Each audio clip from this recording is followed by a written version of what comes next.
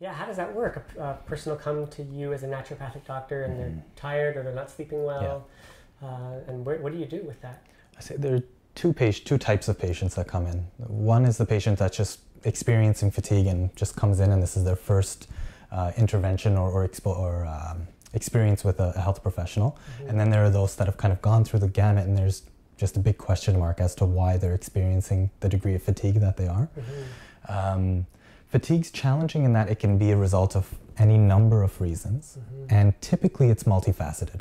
I've very rarely seen it resulting from just one factor being off.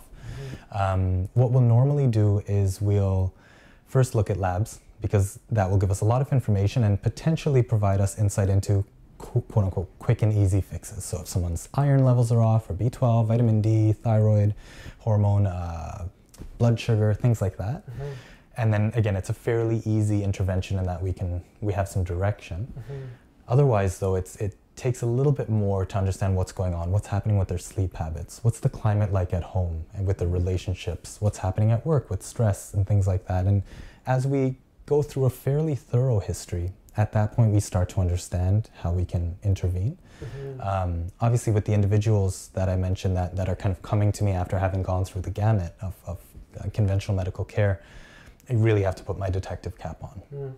And it's interesting because the more I've researched chronic fatigue, the more I understand just how, and have a true appreciation for the body, how intricate it is. There's a lot of different moving parts at play, and there's always small little changes that we can make that can have a strong cumulative effect, largely based on lifestyle and nutrition. A big issue for everyone is, not for everyone, but for individuals that experience low energy is pacing, and a lack of awareness of how to find that balance. So we work with a lot of journaling around pacing strategies. Nutrition can often be off, sleep is often off, and stress management. So that kind of lays the foundation for what we would get into as far as treatments go. And what has your experience been with treating fatigue? Can you often help people overcome? Yeah. Certainly on that one end of the spectrum where it's more biochemical in nature, right? Just some nutrients are off in the body.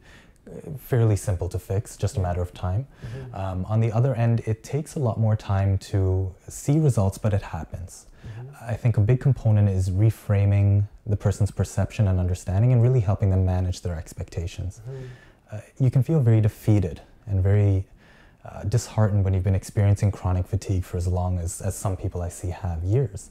And you're not able to function as you normally would. You're not able to engage in things that you would otherwise find joy in just because you don't have that energy.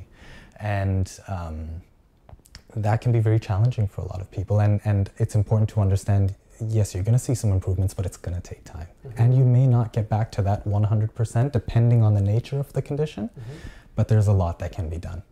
I spent, when I was doing my internship, I had a special focus in fibromyalgia and chronic fatigue syndrome, so it's something that we dealt with a lot.